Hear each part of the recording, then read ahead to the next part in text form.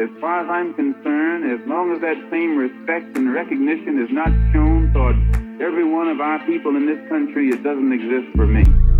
And during the few moments that we have left, we want to have just an off-the-cuff chat between you and me. Us. We want to talk right down to earth in a language that everybody here can easily understand. I think, once again, our guest might top the best Twitter handle name. Afro Materialism. Welcome to the Malcolm Effect, Aaron. How are you? I'm doing pretty good. How are you? I'm good. Thanks for joining me. First things first, before we get into like the nitty gritty, the more serious things, tell me the story behind your Twitter handle. Yeah, so I guess I was just kind of trying to think of a Twitter handle for the longest time, and I had this one friend on Twitter who had a really impressive Twitter handle, and their Twitter handle was queer socialism, and so I was thinking, right, I was like, oh, okay, what are some of the things that I think like sort of best relate to who I am and who can, or rather, what Mm-hmm. can really capture my politics? And so it's sort of as a result of myself being someone who believes very firmly in African liberation and also someone who upholds like a materialist analysis that I really settled on the handle Afro materialism. Thank you. Thanks for telling us and the listeners. Okay, so I think we're going to have a great conversation given the things that you like to ground yourselves in terms of politics. I think we're on the same wavelength. I love your tweets, especially your stuff about dialectics. So thank you. I learn a lot. First things first, then. When you say like a materialist politic, what does that mean to you? Or Yeah. explain to us what is a materialist politic? No, yeah. So that's a really good question. So I guess the best way to really understand what I mean by materialism is to really first sort of outline the difference between materialism and idealism. So Mm-hmm. materialism and idealism are very philosophical concepts, and that they are concerned with answering this question, right, of what is sort of the essence of the world and to what extent can we really understand the world as it really is. And Mm-hmm. idealism is a philosophical approach that proceeds from the assumption that it is the spiritual that is sort of like the foundation for the world. And materialism really pushes back against that and argues that the spiritual is a product of the material. And so, what I mean by that is essentially materialism is, again, a philosophical doctrine that argues that matter, so like the material world, is something that objectively exists, regardless of whether or not we happen to be perceiving it. And the way I really understand materialism as a sort of grounding focal point for my politics is primarily because the distinction between the philosophical and the political seems unnecessary, in my opinion. Because if Okay. we do have correct political ideas, right, it should make sense that these correct political ideas are scientific. And so they need to be able to scientifically evaluate the world, and they need to be able to adequately understand like what it is that really drives the world and what really pushes change. And so materialism again is a very important outlook to incorporate into our politics, because we can't really change the world without first understanding how the world really is, which sort of goes back to the whole Karl Marx quote, right, where he argues that the point philosophy, is really to change the world, not just to interpret the world. And so that is really how I understand like a materialist approach philosophically, and why I try to incorporate it into my politics. Thank you so much for that beautiful and elaborate explanation. That was dope. And I think essentially what we're saying is we're trying to answer the question, what are the driving forces that push history forward? The Mhm. unfolding of history takes place on what register, essentially.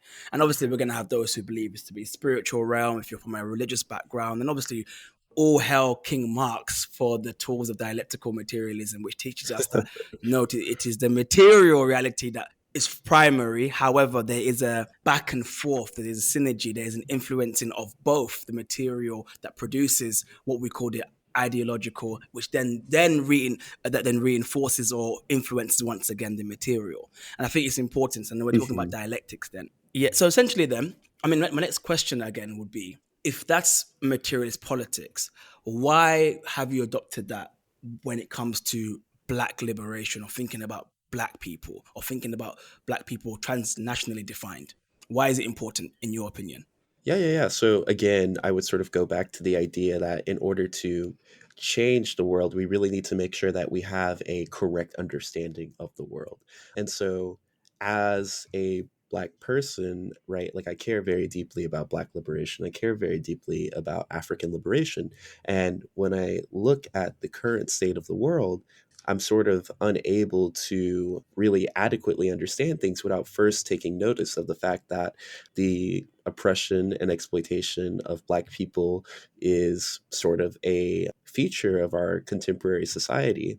And so the reason that I believe materialism really helps us to understand the nuances of like Black liberation and African liberation is again coming back to this idea that materialism is a correct philosophical doctrine that allows us to adequately understand the world.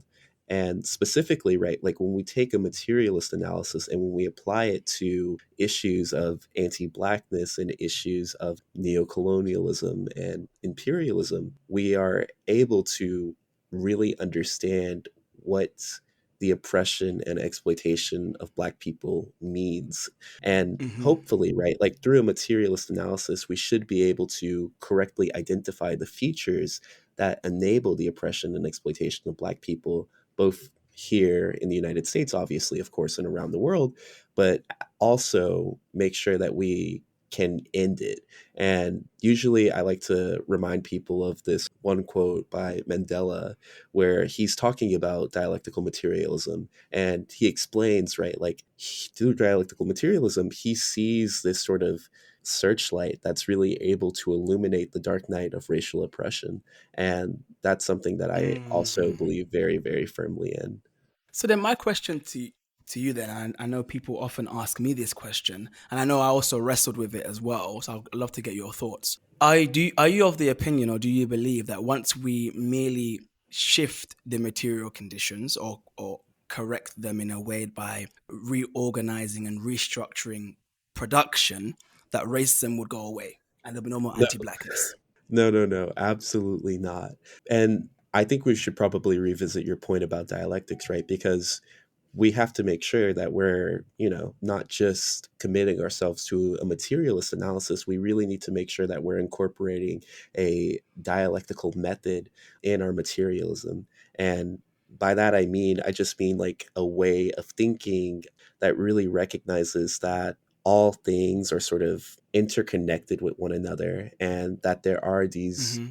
underlying contradictions that we really need to work through if we're going to see any type of like change occur. So, regarding the question of whether or not, like, with the elimination of class society comes the elimination of racism, again, it's really important to understand that racism is a multifaceted phenomenon. And obviously, Mm-hmm. right, like when we look to how production is organized and when we look at the political economy of most countries, right, we can see that Black people are super exploited in that they Mm-hmm. are having to work some of the hardest jobs and receiving some of the lowest wages as a result of that.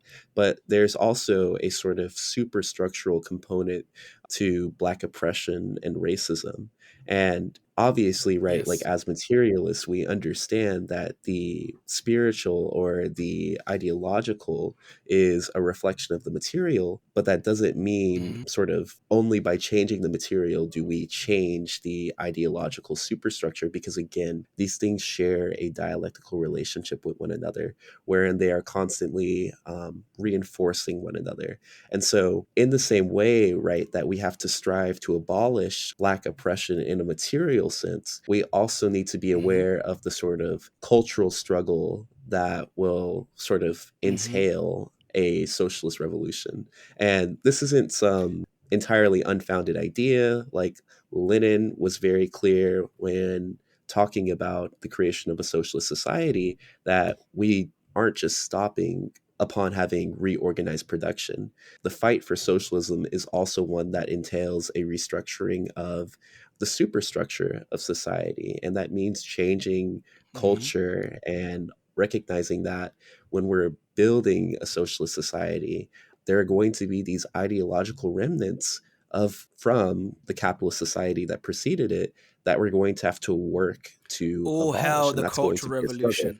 Revolution. I mean, when we look at Lenin's writings, right, he's very clear that building socialism is definitely going to be this two-stage process, and it's going to occur, like, obviously, like, economically, but also culturally. So I definitely Yeah. look to Lenin's writings on the question of what it means to create like a society governed by proletarian values and a proletarian culture. Yeah. Nah, you're spitting. You're spitting. And so much of what you said has echoed my journey towards the doors, the blessed doors of dialectical materialism. Because I think when you live in the realm of, not live, or you are involved in conversations about the metaphysical, and as interesting as they may sound, and even you might even be convinced by the argumentation, I often find myself thinking, but how can we prove this? Mhm, Do you know what I mean? Oftentimes thinking, okay, fine, I agree that it is a metaphysical. I mean, I'm someone of faith as well, mhm, but I make it very clear my faith is for me personally as an individual, and I think people are moved to action by faith, and we can talk about that further. However, I do think in mhm. terms of politics, as I say, niggas are dying every day, man. Like people are dying every day Yes. on the street. People are not people are hungry. People are not eating. So we can pontificate all we want about the metaphysical underpinning of such and such is a slave ontologically. No shade, no tea, no tea, Yeah, no shade. exactly. Um, but but let's get down to how we're changing people's position, how we're trying to put food on people's tables, and how we're trying to wake people up to understand that there's a better way of restructuring society. So yeah, I fully hear that. Mhm. But in terms of like Pan-Africanism, then, what do you find value in Pan-Africanism then? Because I know, unfortunately, I mean, every group has reactionaries, every group has its, I don't want to say sellouts, because I don't even think people are sellouts. People just act according to their class interests. But my Mhm. question to you as, I don't want to assume, are you like born, raised in America generationally? Did you migrate to America, to No, USA? yeah, so I was born and raised in America. So I am not necessarily someone that has a, well, I don't want to say like a intimate connection, because obviously like my relationship is very genuine in that I care Yeah. about the exploitation and oppression that's happening on the continent, but it's not a immediate reality for me, I guess is the best way I Mm-hmm. should phrase that. Well, the reason I asked then is why did you arrive at Pan Africanism then? Because we have unfortunately the reactionaries, the ADOS, the FBA, the people who are we are the original people of the land, all that stuff. So what is it? Why did you then arrive to like Pan Africanism, thinking about the continent? I mean, I really arrived at it as a result of myself just coming more towards a Marxist analysis of things and, Mm-hmm. just reading a lot of like black Marxists in particular who were very clear in recognizing that there is no contradiction between being a Marxist, being someone who upholds the necessity of oppressed people aligning themselves with the working class, and being a Pan-Africanist. Like, for instance, like Mm-hmm. my probably most foundational Pan-Africanist leader, I guess I should say, probably be Du Bois. And Du Bois was also someone who was Mm-hmm. very clear in recognizing, right, that there isn't any antagonistic contradiction between being someone who is a Pan-Africanist, i.e., someone that believes in the liberation of the African continent, imperialism and neocolonialism, and also being a Marxist, being someone who upholds the October Revolution, which Du Bois very much so did. So, Mm-hmm. yeah. But not but my question would be then, and this is something I don't know, maybe because I'm a black Brit, but not just being a black Brit, I'm also, someone who was born on the continent and then moved to the UK. So it has a different dynamic as well. Hmm. And I often get involved in conversations with my African American brothers. I call them my African brothers who are in America, who are in the United States of America. And we speak back and forth. And there is definitely sometimes a specificity that they highlight, as in, the patterns of maybe oppression that they might experience might be different to what, say, let's say an immigrant from the continent who freshly arrives on the United States in the United States may experience. So, for example, and I'm not sure how I don't know, I haven't got the numbers to hand now. I know in the UK, for example, we have Caribbean immigration and we have African immigration later on. But again, once you get second, third generation into it, you find that those differences collapse. Those stark differences that maybe we find that, oh, this group of people, black people, are doing better. By third, second generation in, the stats are basically the same, almost identical. But I do want to ask, do you think there is a need to highlight a specificity when it comes to the oppression faced, or is it just boils down to, let's say, a class analysis, say, once again? So I definitely don't want to say it all boils down to class analysis because oftentimes people will misinterpret statements like that and go on to argue, right, that we completely disregard all of the other modalities of oppression that exist within a class society, which just simply isn't true. Mm-hmm. It's very important for us to recognize that to recognize the unique oppression that African people experience within a capitalist society. As again, going back to my earlier statement, wherein I explained African people and Black people, like African Americans, of course, experience a type of super exploitation, wherein Mm-hmm. again, they have to work some of the worst jobs in industries. They receive some Yeah. of the lowest wages, and they experience all other types of inequalities, that are obviously socioeconomic in nature, right? But then you also Yeah. have things like police brutality that factor into it. And so it's definitely very important for us to recognize the unique oppressions that people experience if we're going to really incorporate them into our political project. But our ultimate goal has to be making sure that we're building relationships of solidarity between oppressed people and not trying Yes. to isolate ourselves, because we need to keep in mind, right? And this goes back to incorporating that dialectical materialist analysis of what is the principal contradiction that we're all facing as oppressed people, as Yes. working class people. And that contradiction is it's capitalism, it's the imperialist system. And the only way that we're going to be able to really challenge that principal contradiction is if masses of oppressed and working people come together and recognize that as their enemy. Exactly. Exactly. Nah, so eloquently put and so eloquently put and so like succinct. So thank you very much for that. So moving on then, let's talk about cultural nationalism. Okay. Let's unpack it and untangle. Why isn't the cultural nationalist? As I say that very ironically, I hope people can say my question is very ironically asked. When we're talking about cultural nationalism, more specifically Black cultural nationalism, simple question, Aaron. Why isn't it it? I would probably say it isn't it because it doesn't incorporate a materialist analysis, right? Like it has this very incorrect or sometimes just plainly inadequate understanding of the world. And so, as a result of that, it comes to these very confused political positions that have no basis in material reality.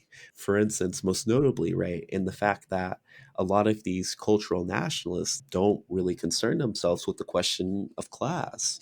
And so, Yep. as a result of that, they try to act as if Black proletarians have the same interest as the Black bourgeoisie, which again, there just isn't any real evidence to support the idea that we have the same material interest at mind. And that is really, really problematic for the cultural analysis. And that's really problematic for Marxists who espouse like a materialist analysis. So, yeah. I do ask that though. This is something I've also contended with in my own kind of, I guess, journey. As important as I recognize the primacy of materialist politics, is there room and should there be room for like race pride then? And should that be promoted as well? What do you think? Like, celebration of culture, celebration of certain things as Black people that are culture. Again, I can recognize that that's not a politic. No one's saying that. I don't know where it was, but we're not going to flip in twerk for liberation, or we're not going to, all these things that happen that people think is a politics of a liberatory politic. But what do you think? Is there room? Is there not a room for like empowerment in that kind of sense, or making people proud of where they came from and things like that? Oh, yeah. So, on that question, I would probably have to refer to one of my favorite Black Marxists, Miss Claudia Jones, who has this really excellent quote on the subject wherein she explains that a people's art is the genesis of their freedom.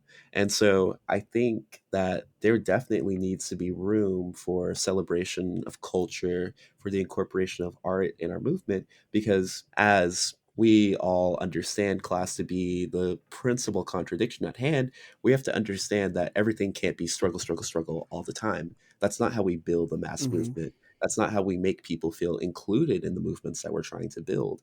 We have to recognize that in our society, right? Like, obviously, people are going to be oppressed as proletarians, but they're also going to experience oppression again in these very unique ways. And so, our task is really going to have to be about recognizing those unique ways and making sure that people feel included and sometimes celebrated. Hmm. In my own organizing experience, like, we have like a cultural committee for a popular political education organization that I'm a part of, and people on the cultural committee are probably some of the most powerful tools that we have in bringing together a lot of different nationally oppressed people and making Hmm. sure that they feel empowered and recognized. So I definitely think there's always going to be space for empowerment in our movements, but we have to make sure that we don't conflate separatism or the cultural nationalists with empowerment, because at the end of the day, the only people that the cultural nationalists are trying to empower, right, is the black bourgeoisie.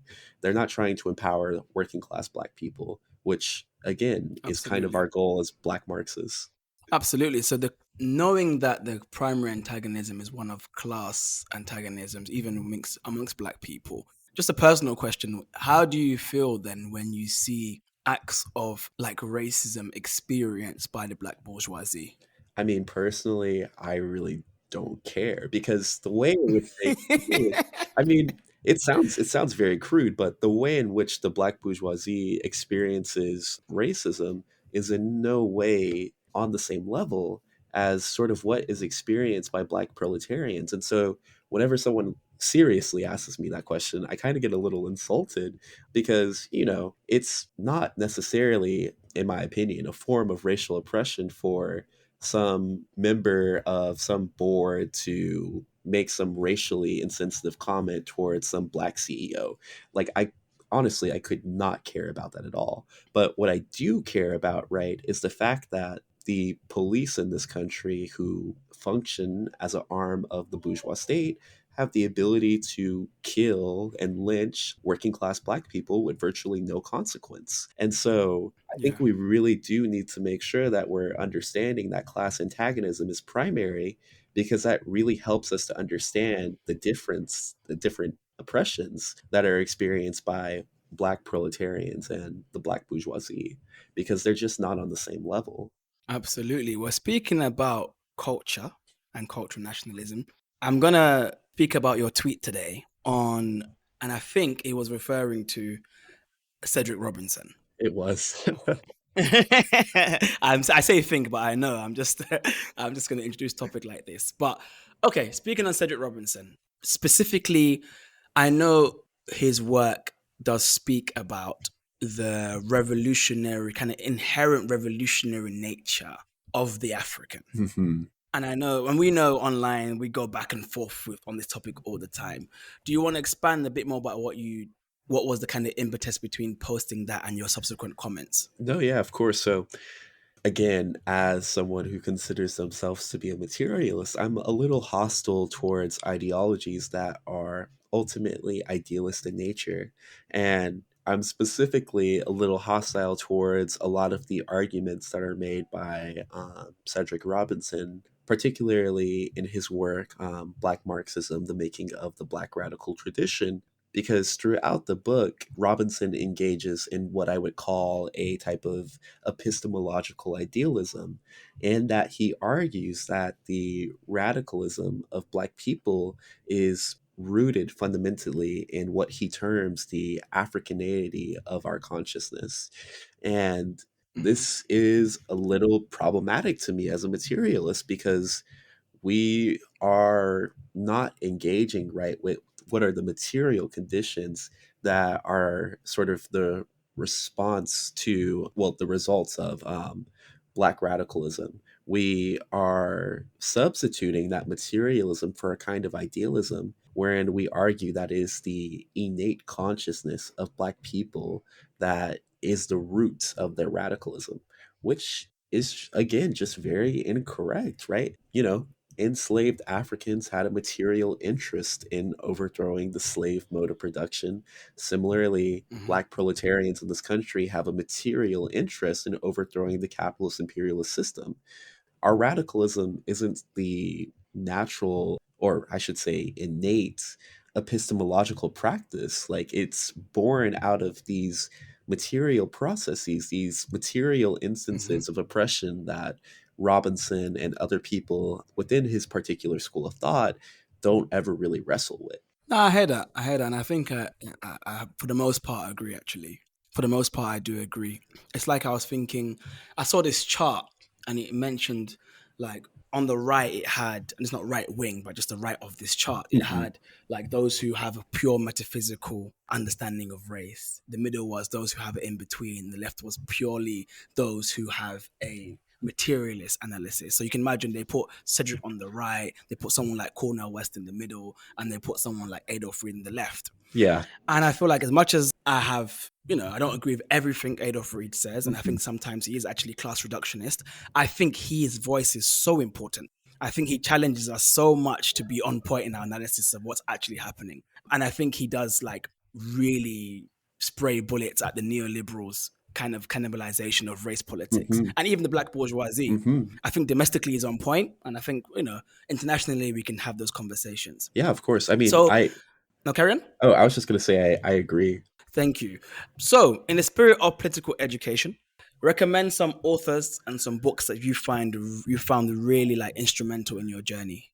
No, yeah, absolutely. So I would probably recommend that people read Cedric Robinson's book, not because I think it's a great example of what a materialist analysis of the questions of Black oppression looks like, but because I think Hmm. a lot of us really put that book on a pedestal without actually interrogating some of the arguments that are in it.